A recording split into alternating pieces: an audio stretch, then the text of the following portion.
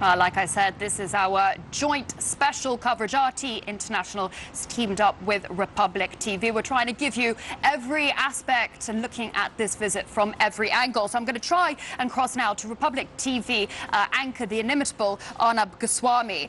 I mean, Arnab, do you know what? I really want to get your view on one particular thing, and that is the art of diplomacy. We have Narendra Modi and Vladimir Putin, who clearly know what diplomacy is about. Pragmatism, dialogue, cooperation. And at the same time, we're seeing in Washington the NATO summit, where leaders are going to get together. And it seems that it's tinged with a more negative vibe. What's your take on how diplomacy differs between Washington and Moscow at the moment? Saskia, thank you very much. It's a pleasure to be on Russia today, and we've really enjoyed our partnership in this joint coverage that we've had with your network. You know, all relationships are bound in a certain level of a transactional relationship. That always is there. But what is special to the India and Russia relationship, Saskia, is the fact that there is a very deep element of mutual respect and shared history. The point here is that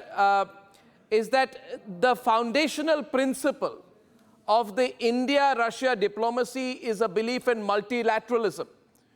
As opposed to what America does, it says we are the leaders of the free world. And that's an assumed leader of the free world position. And there are a lot of people in India who believe that's a hegemonic stand. Secondly, both India and Russia are advocates of a multipolar world.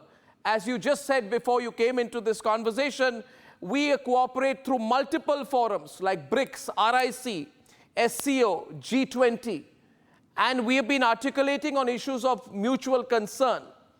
Russia has always backed India for a UN Security Council seat.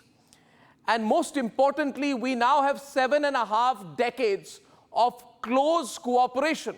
So when I see this India-Russia joint statement today, which appears focused on economic issues, the West must understand that this is not a transactional relationship. What is happening today, it's a deepening of a very old relationship of trust and mutual respect. And that is the starting point for economics and everything else, Saskia. Very well said, and I think that is a sentiment that is absolutely echoed from not just your news studio to our news studio here, but from New Delhi to Moscow, and of course to so many other capitals all across the world, who, like we were talking about with Sucharita as well yesterday, understand that there is a dawn of a new era on the horizon, and there's an energy and there's an excitement that is now pervading the fact that we can build a new system of global governance that feels representative and inclusive, that powers are going to have to accept that their time has passed and they're going to have to share. But they're going to also not have to throw their toys out of the pram. I mean, it has been an honor speaking to you. That was Arnab Goswami joining us in New Delhi. I also want to bring in now, of course, Republic TV correspondent Sucharita Kukreti. I mean, you've been obviously following this as well. You've come and you've seen Moscow, and we're always very happy to have any kind of visitor.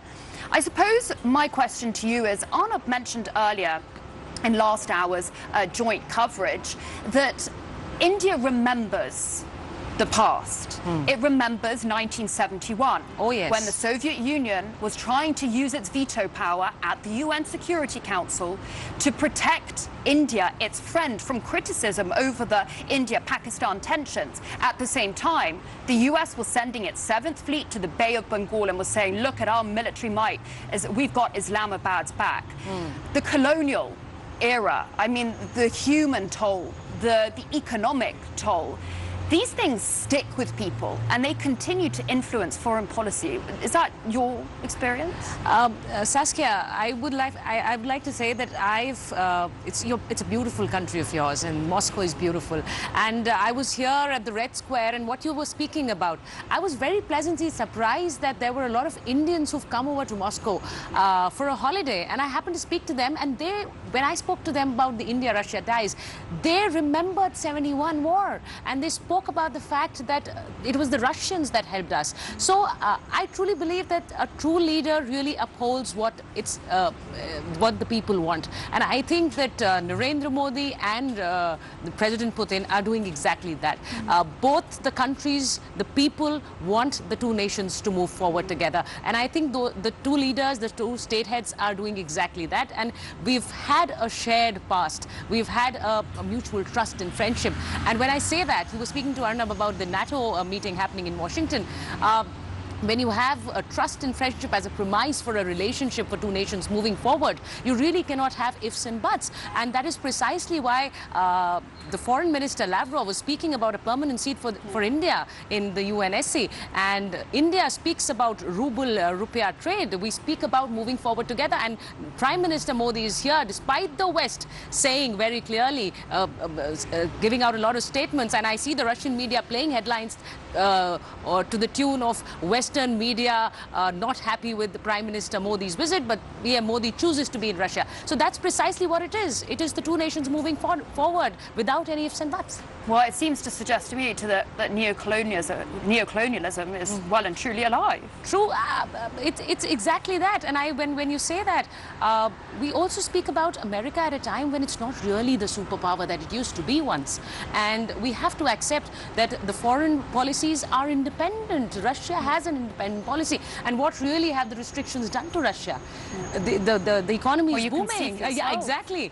And the economy is booming. And it's the same with India. India is very clearly treading the path of strategic autonomy. We're not going to be following what anyone else is going to be telling us. We know that we have a future forward moving with Russia, and that's precisely what we're doing. Well, it's definitely very interesting, and I think especially coming from Washington at the moment, I mean, the political circus that's going on there with the president not sure who he is, who the next Democratic nominee might be, goodness knows what's happening, and yet they still feel that they're in a position of authority to dictate to other leaders with huge popular mandates whom they can trade with, whom they can partner up with, and whom they can continue to build a prosperous future with. Sucharita, it has been an absolute pleasure having you with us. I'm glad it's a book cooler. I know it's nothing on New Delhi, but for us, I'm not going to lie, a bit hot. Sucharita Kurkreti on this special joint coverage between RT International and of course, Republic TV. We are slowly beginning to wrap up, but for those of you who are just joining us, I again want to bring you the highlights of what went down right there in the Kremlin and a bit earlier on in the day in other parts of the capital at the big meet-up, Modi and Putin.